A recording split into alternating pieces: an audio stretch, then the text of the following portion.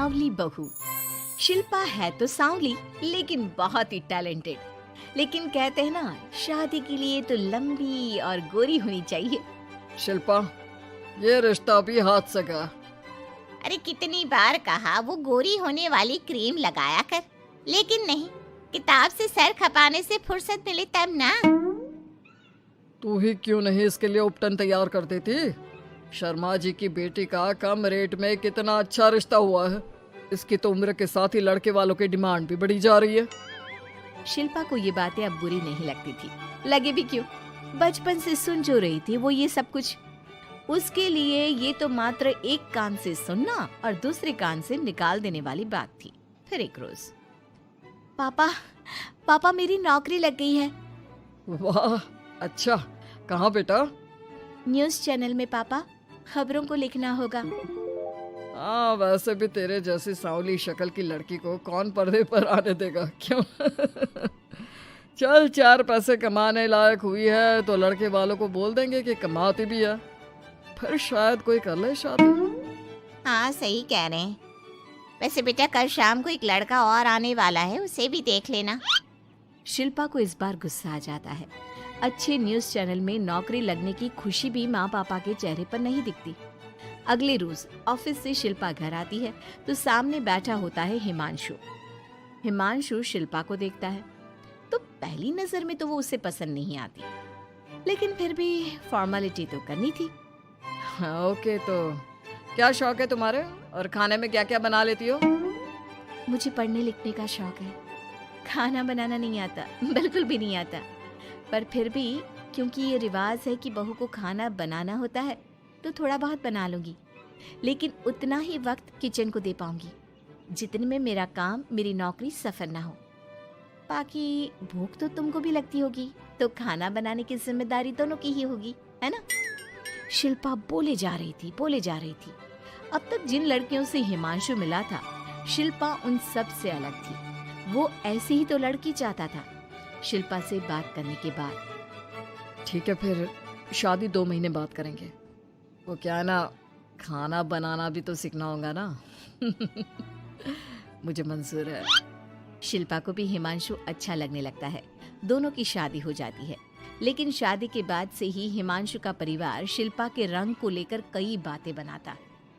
क्या बात है हिमांशु, क्या कमी हो गई थी जो ऐसी काली सी बहू ले आया? काली तो नहीं है। हाँ, मेरी शिल्पा का रंग हल्का सांवला है। वैसे आप तो कृष्ण की भक्त हैं, जानती है ना, उनका रंग भी सांवला था। अब सांवले रंग के कृष्ण की पूजा, तो सांवली मेरी बीवी खराब कैसे? बात तो सही भी थी। क्यों सांवला रंग खराब माना जाता है? शिल्पा पति का तर्क सुन रही थी। थोड़ी देर के बाद, क्या बात है, शब्दों का जादू आ गया। क्या तर्क दिया आपने सांवले रंग के समर्थन में? तो क्या तुम ही पत्रकार हो? अरे तुम्हारा पति भी कम नहीं है। शिल्पा रोज एक नई तरक्की छू रही थी। कभी विदेश दौरा तो कभी बड़े बड़े लोगों का इंटरव्यू। एक दिन, सुनो, आज का दिन बहुत खास है, मैं मुख्यमंत्री जी का इंटरव्यू लेने जा रही हूँ। अरे वाह, क्या बात है, सही है यार। तभी ससुर आ जाते हैं। बहू, थोड़ा मेकअप भी कर लेना, वरना काली काली फोटो सब जगह आएगी। अरे हम तो शर्म के मारे किसी को दिखाते भी नहीं कि ये हमारी बहू है। न जाने क्या कमी थी। अरे वो शारदा दीदी की बहू देखो, कैसे मक्खन की तरह गोरी है। और नताशा, वो तो ऐसे लगता है जैसे भगवान ने दिल खोल कर रंग दिया है उसको। अरे माँ, आजकल रंग नहीं बुद्धि का जमाना है। हाँ, तो वो दोनों कहाँ पागल है, अच्छा खासा घर देख रही है। शिल्पा को ससुर की बात पर गुस्सा तो आता है, लेकिन वो मूड खराब नहीं करना चाहती। वो तो बस तैयारी करती है कि जल्दी से अच्छा सा मुख्यमंत्री का इंटरव्यू हो जाए और दुनिया देखे। होता भी यही है। शिल्पा जब शाम को घर आती है तो, अरे चाची, बुआ, फूफा जी, कैसे हैं आप सब? कैसे आना हुआ? शिल्पा को आसपास के लोग भी देख रहे थे। वो भी जानती थी कि उसने जो इंटरव्यू किया वो कितना वायरल हो रहा है। अरे बहू, बड़े लायक हो तुम, औरत होकर दुनिया की इतनी जानकारी, कितनी समझ है तुम्हारे अंदर। वाह वाह बहू, तुमने तो हम सबका सीना गर्व से चौड़ा कर दिया। सास ये सब देखकर सोच रही थी कि भाई ऐसा भी क्या हो गया, इन्होंने तो बहू को हीरो बना रखा है। मैंने तो शिल्पा को उसी दिन समझ लिया था जब पहली बार मिला था। मैं तो जान गया था कि ये लड़की अलग है। कितनी प्यारी आवाज है इसकी और समझ भी लाजवाब। तभी बुआ सास बोल पड़ती है, और एक हमारी बहू है, सारा दिन टिकली बिंदी पर ही लगी रहती है। अरे दीदी, न जाने कौन कौन सी क्रीम लगाती है, अब तो चेहरे पर फोड़े भी निकल गए। कितनी बार कहा कुछ पढ़ाई आगे करके दुनिया में नाम कमाओ, लेकिन नहीं, बस सारा दिन शीशे के सामने खड़ी रहेगी।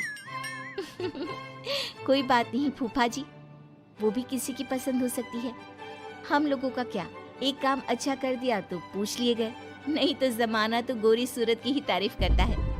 क्यों माँ जी?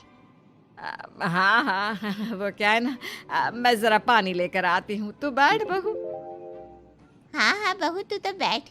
वो क्या है ना, आज तो तुझसे बहुत सारी बातें करनी है।